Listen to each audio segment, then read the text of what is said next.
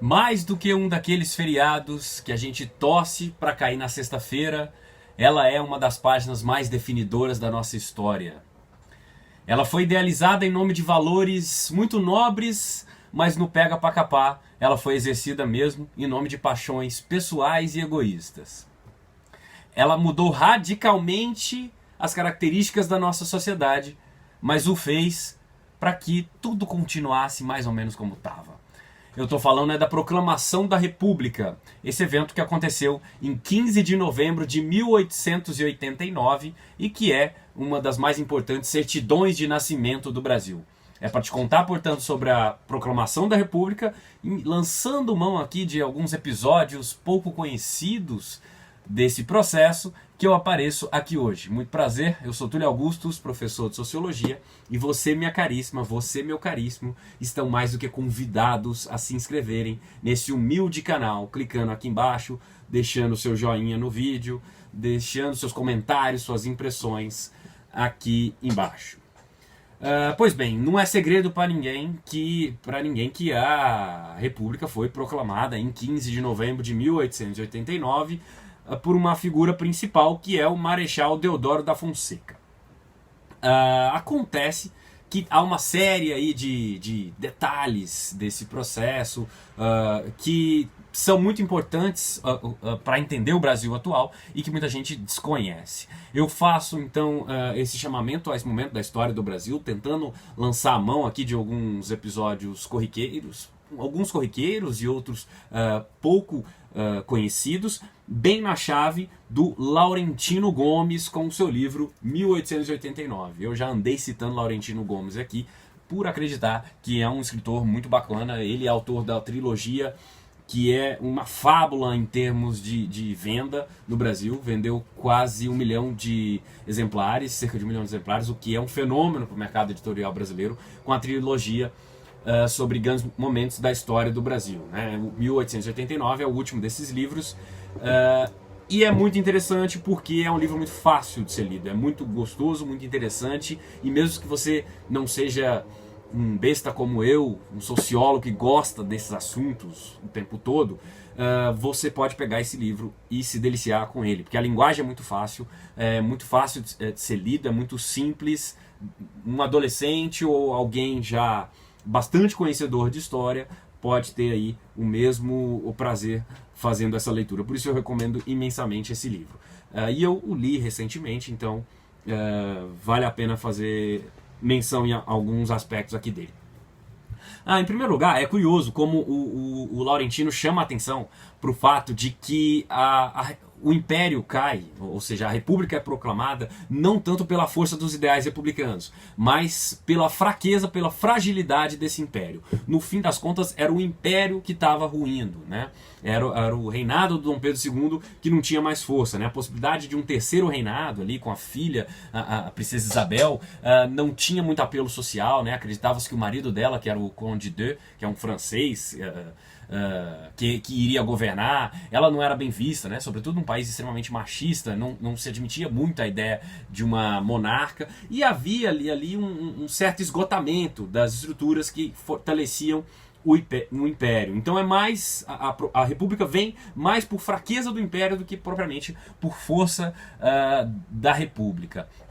É muito curioso também como o Marechal Deodoro da Fonseca, que é a principal figura, que era uma unanimidade aí no Exército Brasileiro, o Exército Brasileiro que sai forte a partir dali da Guerra do Paraguai, que termina em 1870, 1871, e vai se sentir subrepresentado na sociedade brasileira durante vários momentos, e isso vai culminar na Proclamação da República. O Marechal Deodoro, ele sai de casa, ele estava muitíssimo doente, ele morava ali pertinho do campo de Santana, ali onde estava o Palácio Imperial e onde foi proclamada essa república, não para proclamar a república. Ele sai de casa e ele vai lá, botam ele em cima do cavalo, ele não estava conseguindo nem ficar de pé. Havia rumores de que ele estava para morrer, podia morrer, tinha que proclamar a república logo antes que ele morresse. E o Marechal, ele sai de casa não para proclamar a república, mas para depor o gabinete do Visconde de Ouro Preto, que era um inimigo político seu. Era uma espécie ali de chefe dos ministros do imperador, e o que os militares queriam era depor aquele ministério e que fosse instalado um novo ministério. Só no dia seguinte, quando já em casa, acamado, quando o Marechal Deodoro fica sabendo que no lugar do Visconde de Ouro Preto iam botar um inimigo ainda pior dele, é que ele manda dizer, então tá proclamada a República. Então a gente saiu de casa ontem para depor o ministério. Mas se o Dom Pedro vai botar alguém que é mais meu inimigo ainda, diga ao povo que a República está proclamada. Ele mandou dizer, é basicamente isso. E o cara que o Dom Pedro ia colocar ali como uma espécie de conselheiro de ministros, era o Gaspar Silveira Martins, o inimigo figadal do Marechal Deodoro. Era um estancieiro gaúcho que já tinha trocado rusgas ali com o Marechal Deodoro. Já naquela época, como hoje, quando os homens brigam, sempre tem vaidade e mulher no meio. Nesse episódio tinha as duas coisas. O Gaspar Silveira Martins tinha roubado a baronesa de Triunfo, por quem...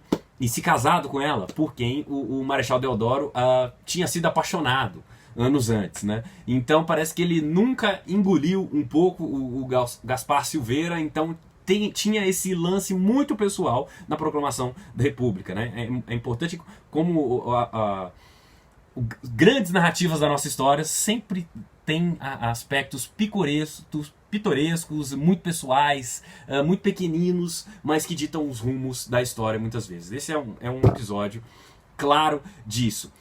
O Laurentino chama atenção também como você tinha personagens de sinal trocado naquele episódio, né? O Marechal Deodoro, ele era um monarquista. Ele, inclusive, parece que ele repreendeu um soldado, que no momento que eles estavam cercando lá o palácio, um soldado gritou, "Viva a República!" E ele disse, "Viva a República que nada, não tem nada de república aqui, a gente é monarquista."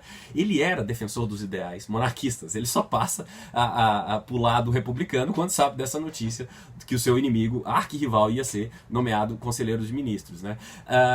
Já o Dom Pedro II, o rei deposto, ele tinha ideais republicanos. O que é curiosíssimo. Ele, nas correspondências pessoais, ele sempre falava que gostaria de administrar o Brasil como um presidente. Ele gostava de viajar pelo mundo e não vestir trajes de monarca, né? Ele gostava de ser chamado pelo nome pessoal, Pedro de Alcântara, e não por Vossa Alteza, essa coisa toda, porque ele, no fundo, ele acreditava nos ideais republicanos. Isso talvez explique parte da não reação do imperador ou das forças imperiais com relação à proclamação da República. Eles simplesmente aceitam, baixam a cabeça. 2 dias depois, o imperador é exilado, a família imperial vai toda para a Europa e eles nunca mais voltam a pisar em solo brasileiro, né? É interessante que esse sistema já estava ruído por dentro, como o Laurentino mostra, né? Quando é proclamada quando é abolida a escravidão, melhor dizendo, um ano antes, em 1888, todas as forças, ou sobretudo a principal força que dava sustentação ao governo, que eram os barões do café, que eram os cafeicultores e que tinham os seus negócios assentados na mão de obra escrava, eles deixam de ser monarquistas, né? Tem uma frase genial do Joaquim Nabuco que diz, quando o trono vira abolicionista, a lavoura se torna republicana, para mostrar que há essa perda de apoio nesse processo. Tem um episódio que vale menção, que é numa reunião ali, às vésperas do golpe, né? A proclamação da República foi um golpe militar, né? Eles estavam pensando, o que nós vamos fazer com o imperador? E aí o Benjamin Constant pergunta isso e um jovem responde, bom, vamos exilar. E aí ele fala, mas se o imperador não quiser ser exilado, ele fala, fuzila-se. E responde para se fuzilar o imperador. E o Benjamin Constant, não, jamais. O imperador é uma pessoa muito nobre, é um brasileiro muito respeitável. Nós temos profundo apreço por ele. Aliás, uma coisa curiosa, porque o Dom Pedro II gozava de muito prestígio perante a sociedade brasileira, perante as oligarquias, ele individualmente, né? Havia descrédito com relação ao império, mas a figura do imperador era muitíssimo respeitada, inclusive pelos republicanos, né? O Marechal Deodoro era amigo pessoal do Dom Pedro II e se dizia monarquista. Dias antes tinha reafirmado essa posição. Mas o mais curioso é que esse jovem que defende o fuzilamento do Dom Pedro II é ninguém mais, ninguém menos do que o avô do nosso presidente Fernando Henrique Cardoso. Aquele que foi presidente entre 1994 e 2002, meu colega de profissão, sociólogo, e o avô dele foi esse que defendeu o fuzilamento do Dom Pedro II. E mais curioso também é que o bisavô do presidente Fernando Henrique, o pai desse jovem chamado Joaquim Inácio Cardoso, ele manda um telegrama para o filho, ele estava em Goiás, e ele manda um telegrama para o filho, lá no Rio de Janeiro, dizendo: olha, vocês aí proclamaram essa tal de república, mas a verdade é que aqui em Goiás não mudou nada, porque antes como agora continuam mandando os caiados. E o mais curioso é que em 2020, que é quando eu estou gravando esse vídeo, o governador de Goiás é ninguém mais, ninguém menos do que Ronaldo Caiado, um herdeiro político e aí biológico desses caiados que já governavam a República, já governavam Goiás lá no início da República. Pra gente ver como a história às vezes muda, mas às vezes está só girando no próprio eixo, né? O Laurentino chama atenção para as 3 forças importantes que davam sustentação às ideias republicanas. A primeira delas seriam esses intelectuais e jornalistas que faziam muito barulho na imprensa, mas não tinham voto nem tinham poder, né? Era o Francisco Glicério, que dá nome à Baixada do Glicério, em São Paulo, o Rui Barbosa, que é um dos personagens mais importantes da história do Brasil, um dos intelectuais mais importantes, né? Tinha também o Quintino Bocaiúva, mas eles não tinham poder, e por isso eles ficavam ali alimentando os militares, que é quem tinha condição de fazer o golpe republicano, né? Havia também os cafeicultores do Oeste Paulista. Havia acontecido uma espécie de deslocamento do eixo econômico do Brasil, que era o café, do Vale do Ribeira, ali no Rio de Janeiro, na divisa com São Paulo, para o oeste de São Paulo. E esses cafeicultores paulistas não se sentiam devidamente representados. Então, no fundo, era uma elite querendo tomar o espaço de uma outra elite que já não tinha tanto poder econômico mais. E, de fato, a proclamação da República é muito isso. É um movimento muito elitista, né? Tem uma frase clássica que dá título, inclusive, a um livro do Zé Murilo de Carvalho, que eu andei citando aqui. O livro é Os Bestializados, e a frase é uma frase do Aristides Lobo, que é um jornalista, que dizia que o povo assistiu àquela parada militar bestializado. Que a verdade é essa: o povo não sabia que ali se estava dando a proclamação da República. Você tinha 80% de brasileiros completamente analfabetos e não tinham, portanto, condição alguma de opinar ou de participar politicamente, né? O Laurentino chama atenção para a figura do Benjamin Constant, que eu mencionei, que estava conduzindo aquela reunião, que é, em certa medida, um personagem meio esquecido desse processo, porque foi ele que, de fato, quem pôs lenha na fogueira, né, entre os jovens, a mocidade militar, que era como se chamava. Ele era professor da Escola Vermelha, na Praia Vermelha, na Escola da Praia Vermelha, no Exército.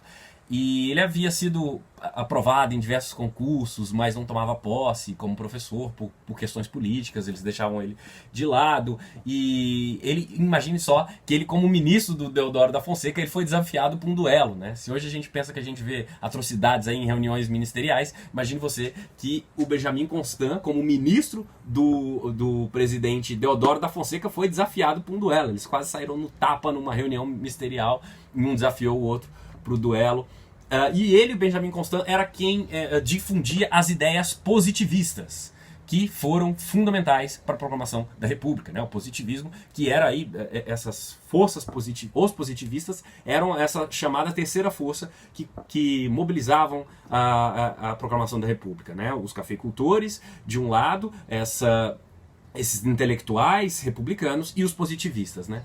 Basta lembrar que o lema do positivismo está estampado na nossa bandeira: ordem e progresso, né? Para os militares fazia muito sentido que no Brasil fosse instaurada uma ditadura republicana. Só um conselho de iluminados, mente iluminadas, poderiam determinar os rumos do país. Afinal de contas, o povo não teria condições de determinar o seu próprio rumo. Isso está na base da nossa república, e é por isso que até hoje a nossa cultura política ela é sempre permeada por aspectos cesaristas. A gente sempre quer ver um salvador da pátria, a gente sempre quer ver um soberano beneplácito que vai nos dar um monte de coisa boa. Quando você vê gente, inclusive, gritando mito por aí pro político, no fundo tá esse sentimento arraigado. A gente não quer ver o povo conquistando as coisas por si só, diferentemente do ideal norte-americano que norteou esses republicanos.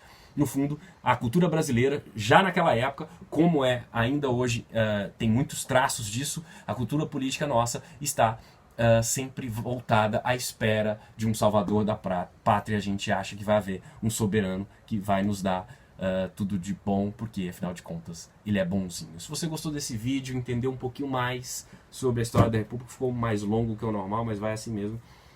Não deixe de dar seu like aqui, de se inscrever no canal e, claro, de ler esse livro do qual eu estou extraindo impressões muito particulares e pessoais. Um abraço e até a próxima.